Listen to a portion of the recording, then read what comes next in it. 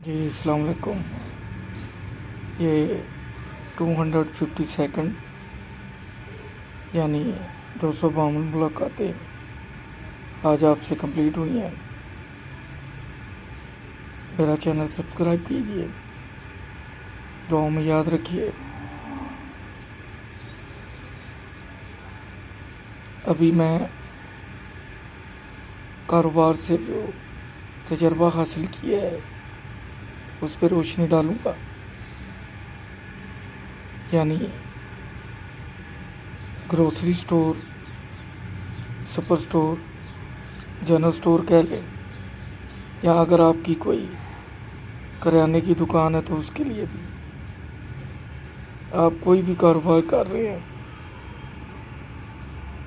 اس کے لیے یہ اچھی ٹپس ہیں. آپ کو پتہ ہے کہ ہر ہفتے یا مہینے میں 2 دفعہ یا ایک بار چیکنگ والی ٹیمز آتی ہیں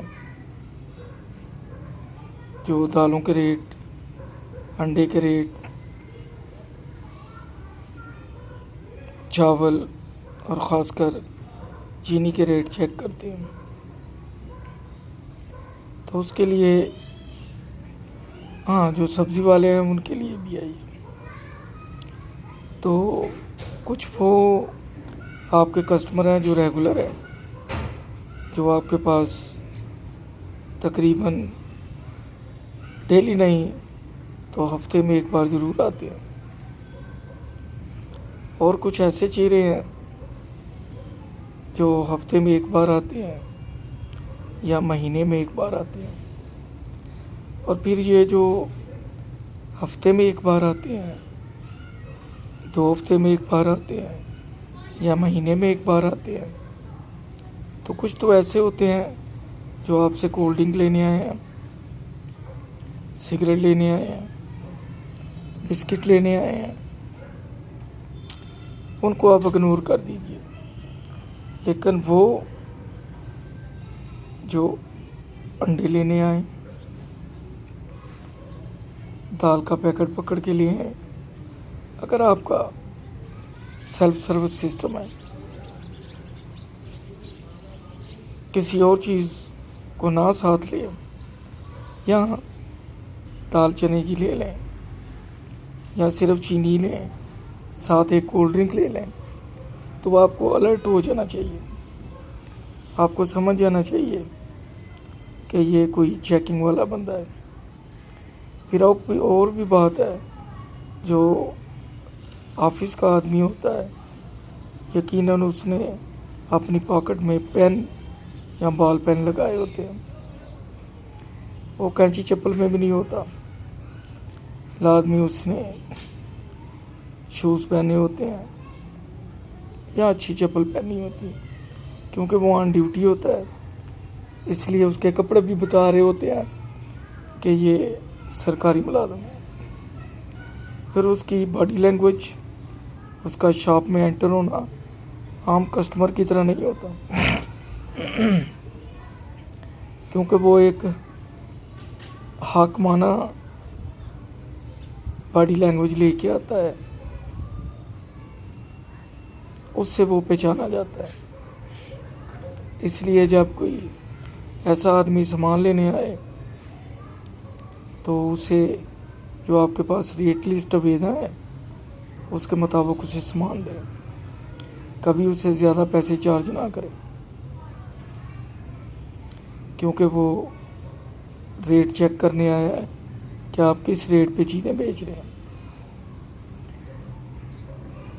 ریٹ لسٹ کا اور عام ریٹ کا 5 سے 10 روپے کا فرق ہوتا ہے، کیونکہ وہی دکان کا پرافٹ مارجن ہوتا ہے. ریٹ لسٹ پہ کوئی چیز بازار سے ملتی نہیں ہے. دال اگر بازار سے 110 کی کلو ملتی ہے تو ریٹ لسٹ کے اوپر 105 روپے لکھا ہوگا. اس طرح 5 تو آپ نے پہلے ہی وہاں دے دی ہیں، ریٹ لسٹ کے مطابق زیادہ ہیں. پھر آپ لائے بھی ہیں، پیک بھی کیا ہے، ملازم کی تنخواہ ہے، دکان کا رینٹ ہے، بجلی کا خرچ ہے، تو اگر آپ اسے 110 یا 115 میں بیچیں گے تبھی آپ کو کچھ پرافٹ ہوگا۔ لیکن وہ جو خاص بندہ لینے کے لیے آیا ہے، بھلے آپ 110 کی لے کے آئے اور ریٹ لسٹ پہ 105 ہے، اسے 105 کی دے دیں، 5 روپے گھاٹا کھا لیں بجائے اس کے کہ آپ کو 5000 جرمانہ ہو جائے۔ ہاں، ایک اور بات ہے، اگر وہ بندہ چیکنگ والا نہیں ہے، کوئی وزٹنگ کسٹمر ہے یا کوئی نیئر بائی شاپ کیپر ہے، وہ کہتا ہے جی ایسے کرو جی مجھے 5 کلو دے دو، اب اسے پتہ ہے یہ تو مجھے 10 روپے بازار سے یہیں پہ سستی مل رہی ہے، تو آپ اسے یہ کہہ سکتے ہیں کہ بھائی 1 کلو سے زیادہ نہیں ملے گی، کیونکہ ہم کنٹرول ریٹ پہ بیچتے ہیں، لہذا 1 کلو ہی دیں گے۔ اسی طرح اگر انڈے بھی ہیں تو اسے کہیں 1 درجن ملیں گے، اس سے زیادہ نہیں ملیں گے، تاکہ آپ جرمانے سے بھی بچ جائیں اور اگر کوئی دوسری طرح کا کسٹمر ہے تو زیادہ لاس سے بھی بچ جائے۔ یہ ایک نسخہ ہے جو میں نے آپ کو بتایا ہے، آپ اس پہ عمل کر سکتے ہیں۔ صرف آپ کو اپنے تجربے کو بروئے کار لانا پڑے گا۔ جتنے آپ کے وزٹنگ کسٹمر ہیں، آپ کو ذہن میں رکھنے پڑیں گے کہ ان چہروں سے ہٹ کے یہ جو نیا چہرہ انٹر ہوا ہے اس کے ساتھ بڑی احتیاط سے ڈیل کرنی ہے۔ پھر کوئی ایسا اجنبی جو پہلی بار آیا ہے، جس سے آپ سمجھ رہے ہیں کہ یہ بندہ مشکوک ہے، سسپیشیس ہے، کوشش کریں کہ اسے زیادہ کسٹمر کی موجودگی میں سب سے پہلے اسے فارغ کریں، اسے پوچھ لیں کہ جناب آپ نے کیا لینا ہے، کیونکہ وہ نہ ہو وہ آپ کو واچ کر رہا ہو کہ آپ کیش کہاں رکھتے ہیں، کہاں سے اٹھاتے ہیں، کتنے لوگ آتے ہیں، وہ آپ کی شاید رینکی کر رہا ہو، اور جب آپ اکیلے ہوں تو شاید آپ کو ہینڈز اپ کرا لیں۔ تو کوشش کریں کہ اگر کوئی ایسا آدمی ہے جو کہہ رہا ہے جی نہیں نہیں پہلے آپ کسٹمر کو دیکھ لیں، تو کوشش کریں آپ اسپیشلی پہلے اسے ہینڈل کریں، اسے فارغ کریں، اس کے بعد باقی کسٹمر کو دیکھیں۔ بھلے آپ کے ان سائڈ آؤٹ سائڈ سی کیمرے لگے ہوئے ہیں، لیکن جب واردات ہو جاتی ہے، کوئی کام ہو جاتا ہے، تو پھر یہ کیمرے بھی کام نہیں آتے، کوئی اتنا فالو نہیں کرتا، کوئی اتنا تردد نہیں کرتا، پھر پکڑے بھی جائیں تو آپ کے لیے مشکل کھڑی ہوتی ہے کہ آپ نے روڈ پہ کاروبار کرنا ہے، تو آپ ہر کسی کے ساتھ دشمنی نہیں لے سکتے۔ اس لیے آنکھیں کھول کے، کیونکہ جب آپ روڈ پہ کاروبار کر رہے ہیں تو وہاں پہ ہر قسم کے شخص نے آپ کے پاس آنا ہے، فقیر نے آنا ہے، میونسپیلٹی کے خاکروب نے آنا ہے، جعلی نوٹ والے نے آنا ہے، نوسرباد نے آنا ہے، چیز اٹھانے والے نے آنا ہے، جس نے 500 دیا ہے اس نے کہنا میں نے 1000 دیا ہے، پھر ریٹ لسٹ والوں نے آنا ہے، اس کے بعد فوڈ اتھارٹی والوں نے آنا ہے، جرمانے والوں نے آنا ہے، ویٹ چیک کرنے والوں نے آنا ہے۔ اس طرح کوئی 8-10 مختلف شعبہ جات ہیں جن سے آپ کا واسطہ پڑتا ہے، اس میں ڈاکو کو بھی پلس کر لیں۔ تو اس کے بعد اگر آپ خوش قسمتی سے کچھ بچا کے لے جاتے ہیں تو یو آر لکی ون۔ کمپنیوں والوں کے لیے دکاندار بہترین ٹول ہیں ان کی چیزیں بیچنے کے لیے۔ وہ ٹی وی پہ ایڈ چلاتے ہیں، لوگ ان ایڈز کے زیر اثر دکانوں پہ چیز لینے آتے ہیں۔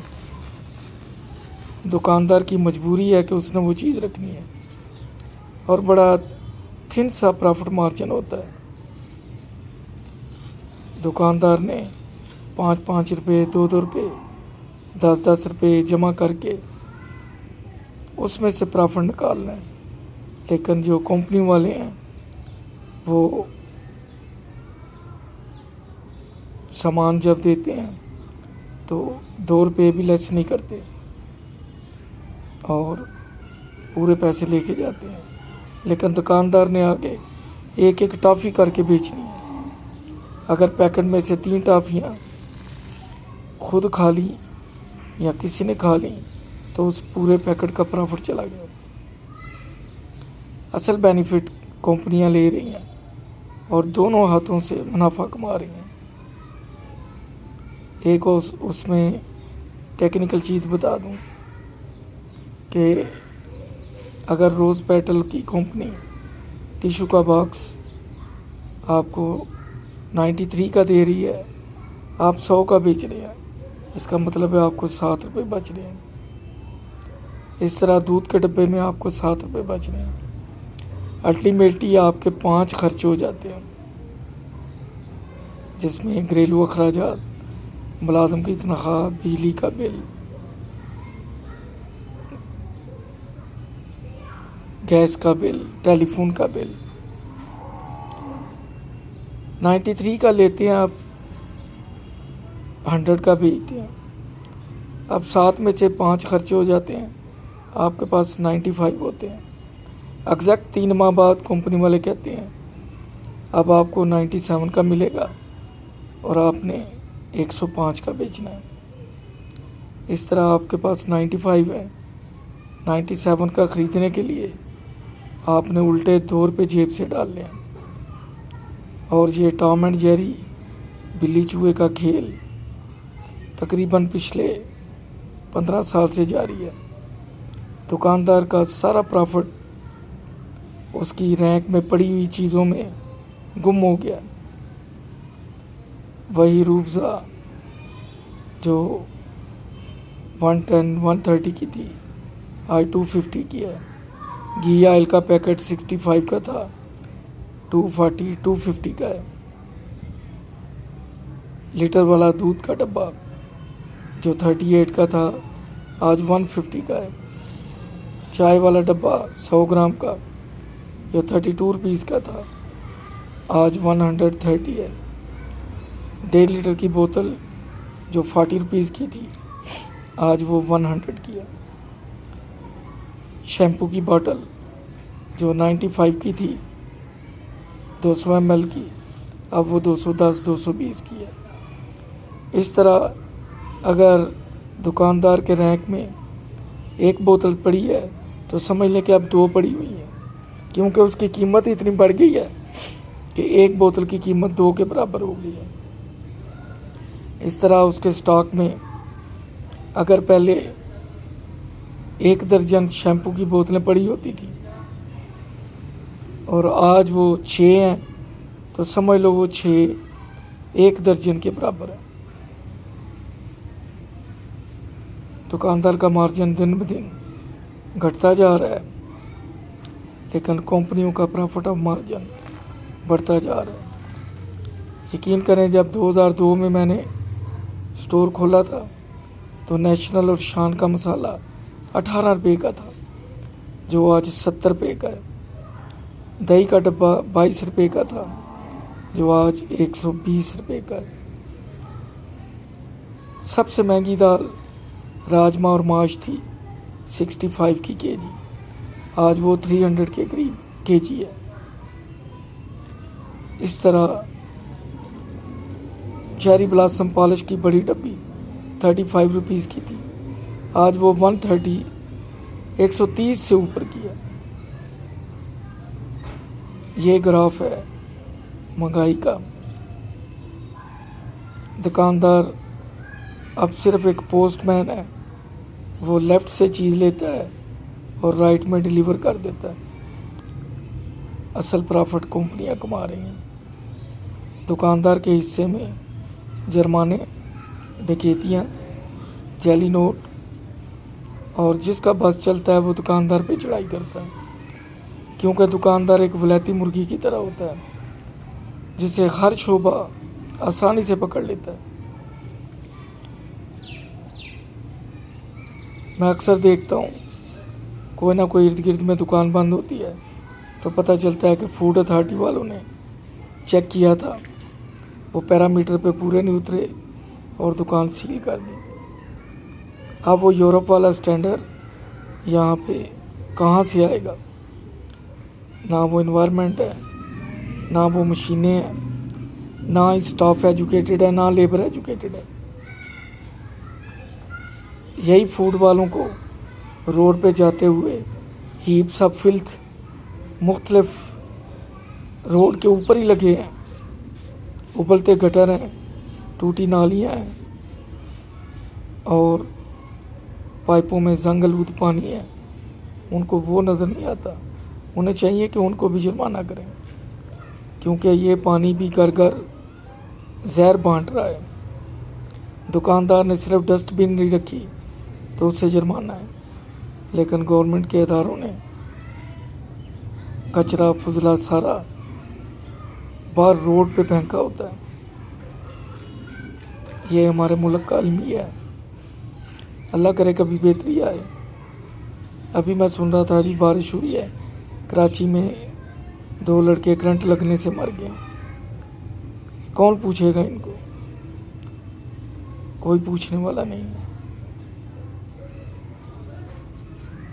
بہتری کی دعا کریں۔ لٹکتی ہوئی تاریں ہر گلی میں، موت کا پیغام ہے، کسی وقت بھی بڑا حادثہ ہو سکتا ہے۔ اگلے ایپیسوڈ میں پھر ملاقات ہوگی۔ اپنا خیال رکھیے، دعا میں یاد رکھیے۔ اللہ حافظ۔